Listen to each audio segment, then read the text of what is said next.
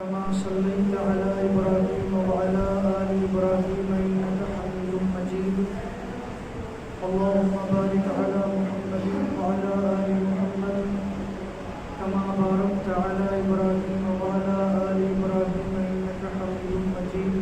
یہ جمعۃ المبارک کا آج ذوالحجہ کے اعتبار سے جو دن ہے اردو کے مہینوں میں آخری مہینے کا یہ آخری جمعہ ہے.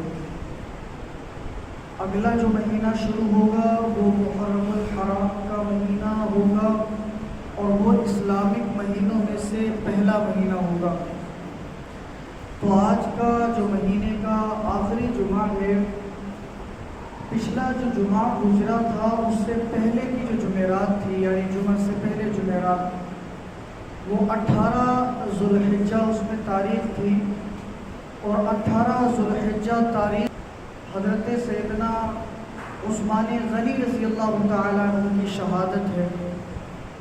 چونکہ ٹائم کی کمی اور وقت کی وجہ سے میں یہاں تک نہیں پہنچ سکا.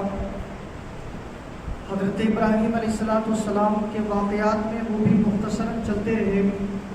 تو عثمان غنی رضی اللہ تعالیٰ عنہ کی بس فضیلت میں کچھ ایک تو سناؤں گا، اور پھر چونکہ آئندہ جمعہ محرم الحرام کا جمعہ ہوگا پھر ہمارا موضوع تبدیل ہو جائے گا.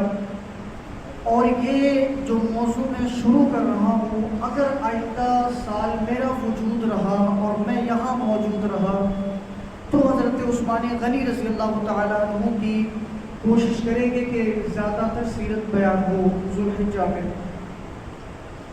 تو عثمان غنی رضی اللہ تعالیٰ عنہ کی فضیلتوں میں سے ایک بہت بڑی فضیلت یہ ہے کہ جب پہلے جو مسلمان ہوئے لوگ تو سیدنا ابوبکر صدیق رضی اللہ تعالیٰ عنہ مسلمان ہوئے ہیں. ابوبکر صدیق رضی اللہ تعالیٰ عنہ کے کہنے سے جو سب سے پہلے لوگ مسلمان ہوئے ان میں سیدنا عثمان غنی رضی اللہ تعالیٰ عنہ کا نام نامی ہے. پہلے مسلمان جو ہوئے ان میں نام ہے. تو جو پہلے مسلمان ہوئے ہیں، ظاہر بات ہے انہوں نے تکلیفیں بھی زیادہ برداشت کی ہیں، مارے بھی زیادہ کھائی ہیں، رسول اللہ صلی اللہ علیہ وسلم کے ساتھ وہ وابستہ بھی زیادہ ٹائم تک رہیں گے. یہ فضیلت ہے. حضرت عثمان غنی کی فضیلتوں میں سے ایک فضیلت یہ بھی ہے کہ جس خاندان سے رسول اللہ صلی اللہ علیہ وسلم وابستہ ہیں، اسی خاندان سے سیدنا ابوبکر صدیق، اسی خاندان سے سیدنا حضرت عمر، قریش کا خاندان ہے، اور اسی خاندان سے عثمان غنی رضی اللہ تعالیٰ عنہ بھی ہیں. یہ بھی قریشی ہیں، قبیلہ بدلے ہوئے ہیں لیکن خاندان وہی ہے. فضیلتوں میں سے فضیلت یہ بھی ہے کہ حضرت عثمان غنی، ان کے جو باپ تھے عفان تھے، اور وہ خاندان قریش کے رئیسوں میں سے تھے، عزت دار لوگوں میں سے تھے، لیکن ان کا انتقال جلد ہو گیا تھا. ان کو ان کے چچا نے پالا، ان کے ساتھ رہنے لگے. جب ان کو خبر ملی کہ یہ میرا جو بھتیجا ہے مسلمان ہو گیا ہے تو انہوں نے ان کو مارا تھا. ان کے سارے گھر والے ان کو تکلیفیں دیتے تھے، اور عثمان غنی رضی اللہ تعالیٰ عنہ کو یوں ہی نہیں باندھ کر کے مارا تھا. اور عجیب بات یہ ہے پھر ان کے جو کپڑے تھے وہ قیمتی کپڑے اتار لیے تھے اور ان کو ایک ٹاٹ دیا تھا کہ یہ ٹاٹ پہنو تم. یہ تکلیفیں اس لیے ہوتی تھی کہ شاید یہ اسلام چھوڑ دے، رسول اللہ کا ساتھ چھوڑ دے، لیکن انہوں نے نہیں چھوڑا. یہ بھی بڑی فضیلت ہی ہے. فضیلتوں میں سے ایک فضیلت یہ بھی ہے کہ جو عرب کا ملک تھا، چونکہ پوری دنیا میں اس ٹائم پر بہت مشکلات کا ایک دور تھا، جہالت کا، گمراہی کا، پوری دنیا تاریکی میں ڈوبی ہوئی تھی.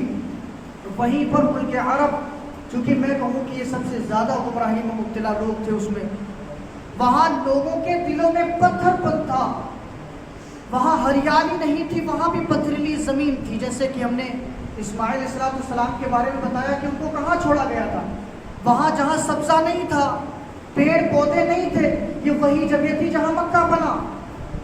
تو وہاں سب پتھر ہی پتھر تھا. جو لوگ آباد ہوئے بعد میں وہ بھی پتھر، ان کے دل بھی پتھر، وہ جس کو پوچھتے تھے وہ بھی پتھر، سوچوں میں پتھر ہی پتھر تھے. ایسے ٹائم پر لوگ لکھنا پڑھنا نہیں جانتے تھے، کچھ چند لوگ تھے، ان میں سے سیدنا عثمان غنی رضی اللہ تعالیٰ عنہ تھے۔ یہ بہت بڑی فضیلت کی بات ہے، اور بڑی فضیلتوں میں سے یہ بھی ہے کہ قرآن تو آج بھی لوگ لکھتے ہیں، کبھی سونے سے، کبھی دھاگے سے، کبھی کپڑے پر، مگر کاتب وحی ہونا یہ سب کے بس کی بات نہیں ہے۔ رسول اللہ صلی اللہ علیہ وسلم کے اوپر جب وحی نازل ہوتی تھی، قرآن کریم نازل ہوتا تھا، تو عثمان غنی کو بلاتے تھے اور کہتے تھے جو آج آیت نازل ہوئی ہے اس کو لکھ لو، یہ ایک سورت نازل ہوئی ہے اس کو لکھ لو۔ وہ لکھا کرتے تھے، یہ ان کی فضیلت ہے بہت بڑی کہ وہ ان کو لکھنے کا موقع ملا، کاتب وحی کہلائے۔ اور بھی ایک دو لوگ ہیں جو کاتب وحی کا شرف حاصل ہوا، جنہیں عثمان غنی بھی ان میں شامل ہیں۔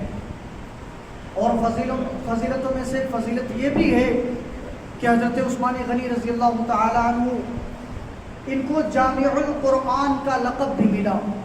اب جامع القرآن کا لقب کیوں ملا؟ اس کی وجہ یہ ہے کہ جب قرآن نازل ہوتا تھا، جو لکھا جاتا تھا، اس ٹائم پر اس میں نقطے نہیں تھے، اس میں زبر زیر پیش نہیں تھے، اس میں جزم، تشدید، بڑا مد، چھوٹا مد، یہ کچھ بھی نہیں تھا، حرف تھے۔ کسی کو نہیں پتا ہوتا کہ یہ کیا ہے کیا نہیں ہے۔ اب جس کے پاس، مثلا میں ایک مثال کے طور پر سمجھاؤں، بالکل کلیئر نہیں ہے، مثال دے رہا ہوں، کسی نے یاسین جو ہے نا سورہ یاسین یہاں سے سنا تو یہاں سے اپنے پاس لکھ کے رکھ لیا، تو اس کی شروعات یہاں سے ہے۔ کسی نے سورہ ناس سے سنا، اس نے وہاں سے لکھ لیا اور پورا قرآن اس کے پاس وہاں سے شروع ہے۔ کسی نے کوئی اور سورت، سورہ حجرات، سورہ بروج، سورہ رحمان، جو جہاں سے سنتا گیا وہاں سے لکھتا گیا، جو جس کے پاس جیسے سورت پہنچتی گئی وہ لکھتا گیا، ترتیب کوئی نہیں تھی۔ اب غور کریں، حضرت عثمان غنی رضی اللہ تعالیٰ عنہ، چونکہ میں نے کہا بڑی سیرتوں میں سے ان کی سیرت ہے، انہوں نے امت پر بہت بڑے بڑے احسانات کیے ہیں، اور کچھ احسان ایسے ہیں جو ایک ٹائم کے لیے تھے، کچھ احسانات ایسے جو بڑی دیر تک، بڑی دور تک رہے، اور کچھ احسانات ایسے بھی ہیں جو قیامت تک رہیں گے، اور وہ احسانات امت بھلا نہیں سکتی، اس کا قرض چکا نہیں سکتی، وہ ایسے احسانات ہیں۔ ان میں سے کیا ہے کہ جب یہ قرآن اس طریقے سے تھا، اب اگر آج کے ٹائم پر یہ قرآن ہوتا، اب آج کے ٹائم پر ہر کوئی قرآن پڑھ رہا ہوتا، کوئی سورہ یاسین سے، کوئی سورہ رحمان سے، کوئی سورہ ناس سے، کوئی سورہ فجر سے، کوئی کہیں سے شروع کرتا۔ ابھی مسلک کہیں ہے، پھر علماء میں اختلاف اور ہوتا، کوئی کہتا نہیں یہاں سے ہی شروع کرنا بہتر ہے، کوئی کہتا نہیں یہاں سورہ رحمان یہ بہترین صورت یہاں سے، کوئی کہتا نہیں سورہ فاتحہ سے، تو کوئی کہتا نہیں سورہ یاسین بہت عظیم صورت ہے یہاں سے۔ علماء میں اختلاف بڑھتا چلا جاتا، پھر محراب میں لڑائیاں ہوتی، کچھ کہتے نہیں ہم یہاں سے نہیں وہاں سے تراویح شروع کریں گے، کوئی کہتا وہاں سے نہیں میں نے وہاں سے پڑھا ہے، اعتراضات ہوتے۔ عثمان غنی نے تمام تر جو قرآن تھا سب کو مکمل ایک جگہ پر جمع کر کے، جو آج ہم پڑھتے ہیں یہ قرآن کریم حضرت عثمان غنی نے جمع کیا، اور اس کے بعد جتنے بھی صحیفے، جتنے بھی وہ کاغذات، جتنے بھی وہ چمڑے پر لکھے گئے وہ سارے کے سارے ایک جگہ جمع کر کے ان سب کو آگ لگا دی۔ اللہ اکبر! یہ جو میں نے کہا آگ لگا دی، اس پہ ہم استغفر اللہ نعوذ باللہ بھی کہہ سکتے ہیں، مگر کب؟ قرآن کو دفن کرنا، قرآن کو جلانا، قرآن کو پانی میں بہانا، یہ نیتوں پر ہے کہ ہماری نیت کیا ہے۔ کچھ ہوتے ہیں جو قرآن سے دشمنی رکھتے ہیں، وہ ایک ورق کو اٹھاتے ہیں، جلاتے ہیں، تو دل میں بغض ہے، نفرت ہے، بے ادبی کے لیے جلا رہے ہیں۔ لیکن کچھ ہیں کہ یہ ورق کہاں جائے گا، یہ پرانا ہو گیا، یہ کسی کے پاؤں کے نیچے اس کا ایک چھوٹا ٹکڑا ہی آ سکتا ہے، کیا کریں، کہاں لے جائیں؟ اس کو ایک ایسی جگہ جلا کر اس کی راہ کو دفن کرتے ہیں جہاں کسی کا پاؤں نہ پڑے۔ یہ ادب ہے۔ عثمان غنی نے امت پر احسان کیا تاکہ اختلافات ختم ہو جائیں، نہ بڑھیں۔ اور فضیلتوں میں سے یہ تو جامع القرآن کا لقب ملا ان کو، اتنی بڑی فضیلت ہے، ورنہ آج لڑ رہے ہوتے لوگ۔ ایک بہت بڑی فضیلت یہ بھی ہے، ان کو ذو النورین بھی کہتے ہیں۔ ذی النورین بھی عام طور سے کہا جاتا ہے، ذو النورین بھی کہا جاتا ہے۔ تو ان کو ذو النورین کہتے ہیں، دو نور والا، نور علی نور کیوں کہا جاتا ہے؟ حضرت محمد رسول اللہ صلی اللہ تعالی علیہ وسلم کی جو 4 صاحبزادیاں ہیں، پہلی صاحبزادی حضرت زینب رضی اللہ تعالی عنہا، دوسری صاحبزادی حضرت رقیہ رضی اللہ تعالی عنہا، تیسری صاحبزادی حضرت ام کلثوم رضی اللہ تعالی عنہا، چوتھی صاحبزادی فاطمۃ الزہرا رضی اللہ تعالی عنہا۔ یہ 4 صاحبزادیاں ہیں۔ محمد رسول اللہ صلی اللہ علیہ وسلم نے دوسری صاحبزادی حضرت رقیہ رضی اللہ تعالی عنہا کا نکاح حضرت عثمان غنی رضی اللہ تعالیٰ عنہ کے ساتھ کیا تھا۔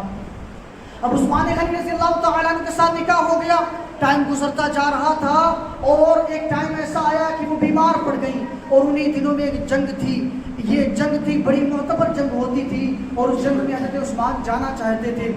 رسول اللہ نے کیا فرمایا؟ ایک جگہ پر تو یوں ہے کہ صحابہ ابھی شادی کر کے آئے ہیں، پہلی رات ہے، ان کو خبر ملی جنگ ہے، اٹھے اور چلے گئے۔ رسول اللہ نے یہ نہیں کہا گھر جاؤ بیٹھو جا کے، ایک جگہ یوں ہے شادی کر کے آئے، صبح کا ٹائم تھا اور غسل کی ضرورت تھی، کان میں جہاد کی آواز آئی، غسل کرنے نہیں گئے کہیں دیر نہ ہو جائے تو چلے گئے جہاد کے اندر۔ رسول اللہ نے واپس نہیں کیا، جاؤ گھر جاؤ تمہارا جہاد قبول ہو جائے گا۔ عثمان غنی سے کہا نہیں، چونکہ میری بیٹی ہے تم اس کی تیمارداری کرو، تم گھر سے مت نکلو، اور فضیلت یہ ہے کہ تم رہو گے گھر میں، میری بیٹی اپنی بیوی کی تیمارداری کرو گے، وہ بیمار ہے دیکھ بھال کرو گے، لیکن تمہیں ثواب وہ ملے گا جو میرے ساتھ جنگ کے اندر شریک ہوں گے۔ یہاں تک کہ جن لوگوں کو جو مال غنیمت ہوتا ہے، جب مسلمان جیت جاتے تھے تو کفار بھاگ جاتے تھے، ان کا جو مال بچتا تھا اس کو جب تقسیم کیا جاتا تھا، رسول اللہ کی زبان میں یہ کہا کہ وہ مال غنیمت میں تم کو حصہ ملے گا، تم ایسے شریک ہو۔ گھر کے اندر تھے لیکن وہاں بھی شریک تھے، یہ رسول اللہ کی زبان سے تھا، یہ بہت بڑی فضیلت ہے، ان کو مال غنیمت میں حصہ ملا۔ اب اس کے بعد حضرت رقیہ اللہ کی جو ہے قدرت ہے وہ نہ بچ سکی، دنیا سے رخصت ہو گئی، چلی گئی۔ رسول اللہ صلی اللہ علیہ وسلم سے رشتہ ٹوٹ گیا، رشتہ ٹوٹنے کا غم تھا، رنج و الم تھا، دکھ تھا، تکلیف، روتے تھے۔ رسول اللہ کو پتا چلا کہ میرے رشتے کے ٹوٹنے کی وجہ سے یہ روتے رہتے ہیں۔ رسول اللہ نے اپنی دوسری بیٹی حضرت ام کلثوم رضی اللہ تعالی عنہا کے ساتھ ان کا نکاح کر دیا۔ جب 2 بیٹیاں رسول اللہ کی عثمان غنی کے پاس پہنچ گئی، نکاح ہو گیا، تو ان کو لقب ملا ذوالنورین، 2 نور والے۔ میں کہتا ہوں یہاں ان کے اوپر یہ مثال فٹ ہوتی ہے، نور علی نور، نور کے اوپر نور۔ لیکن مقدر کچھ اور تھا کہ ام کلثوم رضی اللہ تعالی عنہا زیادہ وقت تک ان کے پاس نہ رہی، وہ بھی انتقال کر گئی۔ اب فضیلت دیکھیے کتنی بڑی ہے۔ رسول اللہ نے فرمایا عثمان غنی تم تو وہ ہو کہ میں نے ایک بیٹی تھی انتقال کر گئی، دوسری بیٹی تھی انتقال کر گئی، اگر میرے پاس 40 بیٹیاں ہوتی اور انتقال کرتی جاتی میں تمہیں ایک کے بعد دیگر 40 بیٹیاں دیتا جاتا، رسول اللہ کی بیٹیاں۔ اور اگلی حدیث میں یہ بھی آتا ہے میرے پاس 100 بیٹیاں ہوتی تو میں 100 کی 100 تمہارے نکاح میں کرتا۔ آخری حدیث ہے کہ میری 200 بیٹیاں ہوتی میں 200 تمہارے حوالے کر دیتا۔ یہاں پر ایک جملہ عرض کرنا چاہتا ہوں، وہ یہ ہے کہ جو باپ ہیں جن کی بیٹیاں ہیں وہ اچھے سے سمجھ سکتے ہیں، بیٹی کو اگر کوئی گندی نگاہ سے دیکھے برداشت نہیں کیا جا سکتا، کوئی ہاتھ سے ٹچ کرے برداشت نہیں کیا جا سکتا، کوئی ایرا گیرا بات کرنا شروع کرے برداشت نہیں کیا جا سکتا۔ یہ باپ کا کلیجہ اور جگر ہوتا ہے۔ پھر وہی باپ کسی ایسے شخص کو جس کو جانتا نہیں ہے اس کے ہاتھ میں ہاتھ دے دیتا ہے۔ یہ ہاتھ میں ہاتھ کب دیتا ہے؟ جب وہ ریسرچ کرتا ہے، لوگوں سے پوچھتا ہے کہ یہ شخص، یہ لڑکا کیسا ہے، اس کا بیک گراؤنڈ کیا ہے، یہ کماتا دھماتا کیسے ہے، اس کا کیا فیوچر آنے والا ہے، اس کا مستقبل، یہ کیسے زندگی گزر، یہ نیک تو ہے، یہ ایسا تو ہے کہ میں اس کو بیٹی دے دوں۔ ہم آج کے دور میں ایک نیک انسان چاہتے ہیں کہ ہم اس کو اپنی بیٹی دیں۔ رسول اللہ صلی اللہ علیہ وسلم نے جس کے ہاتھ میں ایک کے بجائے 2 بیٹیاں تھیں اور 40 اور 100 اور 200 بیٹیاں دینے کا وعدہ کیا، تو سوچو کہ رسول اللہ نے کتنا نیک سمجھا ہوگا حضرت عثمان کو، کتنا نیک سمجھا ہوگا حضرت عثمان کو۔ کیا خوش نصیبی اور کیا مقدر ہے وار عثمان۔ اور اگر یہ فضیلت سننے کے باوجود بھی کوئی حضرت عثمان کے اوپر انگلی اٹھائے، کوئی غلط کہے، تو میں حضرت کیا کہتے ہو مفتی طارق مسعود صاحب کے جملے بولتا ہوں کہ بڑا خاندانی نیچ شخص ہوگا، بڑا خاندانی کمینہ ہوگا، اور یا تو پھر اس کے نسب میں کوئی بیکارگی ہوگی، کوئی خلل ہوگا، کوئی دخل ہوگا، تو وہی انگلی اٹھا سکتا ہے جس کو رسول اللہ بیٹیاں دے اور مزید بیٹیاں دینے کا وعدہ کریں، تو کتنا خوش قسمت اور کتنا نیک ہوگا، رسول اللہ نے کیسے ریسرچ کیا ہوگا۔ یہ ہیں حضرت سیدنا عثمان غنی رضی اللہ تعالی عنہ، تو اتنے معزز، اور یہ ان کی 18 ذوالحجہ کو شہادت ہے، 35 ہجری ہے شہادت ہے، تو ان کی شہادت بھی بڑی مظلومانہ شہادت ہے، لیکن چونکہ میں وہ بھی بتا نہیں سکتا، اس پر میں نہیں جاتا، چونکہ ایک اور بات میرے ذہن میں آ رہی ہے، بات لمبی ہے، میں صرف ایک جملہ دے رہا ہوں۔ جملہ یہ ہے، رسول اللہ صلی اللہ علیہ وسلم نے ایک آ رہے تھے مکہ المکرمہ کے اندر مدینہ المنورہ سے، راستے میں پتہ چلا کہ مکے کا ماحول خراب ہے، سفیر بنا کر حضرت عثمان کو بھیجا، جاؤ پتہ لگا کر کے آؤ کہ کیا میں جو سن رہا ہوں وہ صحیح ہے یا غلط ہے۔ عثمان غنی گئے پتہ لگانے کے لیے۔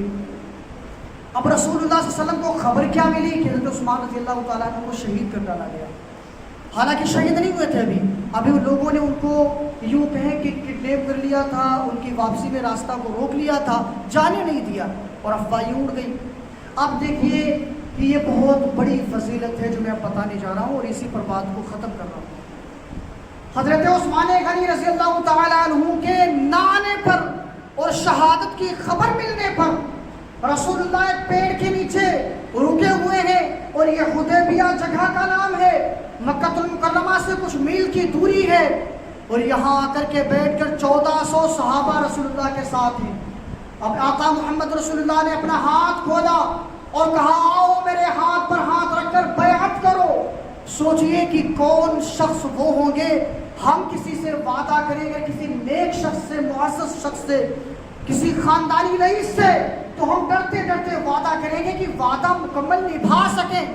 وہ لوگ تھے جنہوں نے رسول اللہ کے ہاتھ پر ہاتھ رکھ کر وعدہ کیا۔ آقا علیہ السلام وعدہ کیا کر رہے تھے کہ عثمان غنی کے بچوں کو یا ان کی بیوی کو یا وہ جب تجارت کرتے تھے اس سامان کو تمہیں صحیح سے دیکھ بھال کرنی ہے، نہیں، کہہ رہے تھے تم میں سے کوئی بھی شخص تب تک واپس نہیں جا سکتا جب تک عثمان غنی کے خون کا بدلہ نہ لے لیا جائے۔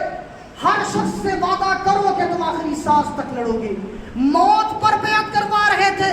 عثمان غنی کا خون وہ خون ہے کہ ایک کے بدلے میں 1400 صحابہ کہہ رہے تھے تم سب ختم ہو جاؤ گے، واپس نہیں آ سکتے جب تک کہ عثمان غنی کے خون کا اور شہادت کا بدلہ نہ لے لیا جائے۔ تو اتنی بڑی شہادت اور اتنے بڑے جو ہے معزز شخص تھے حضرت عثمان غنی۔ کچھ ایسے لوگ گزرے ہیں جن پر صرف انسان نہیں، انسانیت نہیں، دنیا کی تمام مخلوقات ان شخصیات کے اوپر جو ہے فخر کرتی ہے، ناز کرتی ہے۔ تو حضرت رسول اللہ نے یہ بیعت لی ہے، اور بیعت لیتے لیتے ایک دم کیا ہوا، 10 صحابہ آ رہے تھے، بیعت کر رہے تھے، ایک ہاتھ رسول اللہ نے اپنا روکا ہوا تھا۔ جب سب سے بیعت ہو گئی، آخر میں رسول اللہ نے اپنا ہاتھ رکھا، اور ہاتھ رکھ کر یوں فرمایا کہ یہ ہاتھ میرا ہاتھ آج نہیں ہے، یہ حضرت عثمان غنی کا ہاتھ ہے جو میں ہاتھ رکھ رہا ہوں۔ رسول اللہ کے ابھی جو لوگ فون استعمال کرتے ہیں اور فیس بک پر زیادہ تر ایک فوٹو آ رہا ہے، وہ کیا ہے کہ کچھ معزز شخصیات علماء کرام کی وہ چپل دکھاتے ہیں، جو لوگ اس طریقے کی تصویریں دیکھتے ہوں گے چوم رہے ہیں، ایسا دیکھا ہوگا جو اسلامک چیزیں دیکھتے ہیں تو ان کو نظر آئی ہوں گی۔ اب یہ پکی بات نہیں ہے کہ وہ رسول اللہ کی چپلیں ہیں، لیکن چونکہ یہ چیز وائرل ہے کہ رسول اللہ کی چپلیں ہیں، لوگ چوم رہے ہیں، تو رسول اللہ کی چپل، رسول اللہ کے نعلین، جوتے نہیں، جوتے کے نیچے لگا ہوا چمڑا نہیں، وہاں کی دھول اور مٹی اتنی معزز ہے کہ وہ اگر ملے اٹھا کر اس کا سرما بنایا جائے، اس کو تاج میں لگایا جائے، پھر کیا کہنا عثمان غنی کا جس میں رسول اللہ نے اپنا ایک عضو، ایک ہاتھ کہا کہ یہ میرا ہاتھ عثمان کا ہاتھ ہے۔ عثمان غنی کو جب یہ خبر پہنچی تو آخری ٹائم پر مرتے وقت، شہادت کے وقت یوں کہا تھا، جب سے مجھے پتا چلا رسول اللہ نے اپنے ہاتھ کو میرا ہاتھ کہا تھا، اس دن سے آج تک میں نے اپنے اس ہاتھ کو شرمگاہ پر نہیں لگایا۔ یہ رسول اللہ کے ہاتھ کو انہوں نے ادب کیا ہے۔ تو یہ ہے سیدنا عثمان غنی رضی اللہ تعالیٰ عنہ، اتنی معزز شخصیات ہیں تو یہ عثمان غنی کی بھی شہادت بڑی مظلومانہ شہادت ہے، کبھی موقع رہا تو اس پر بات ہوگی۔ جو بھی ہم نے سنا اور سنایا، اللہ ان تمام باتوں میں ریاکاری سے ہم سب کو بچائے اور اب محض اپنی رضا کے لیے ہم سب کا بیٹھنا قبول فرمائے۔ ان باتوں پر چند باتوں پر سب سے پہلے پوچھے اور اس کے بعد ہم سب کو عمل کی توفیق عطا فرمائے۔ وآخر دعوانا الحمدللہ رب العالمین۔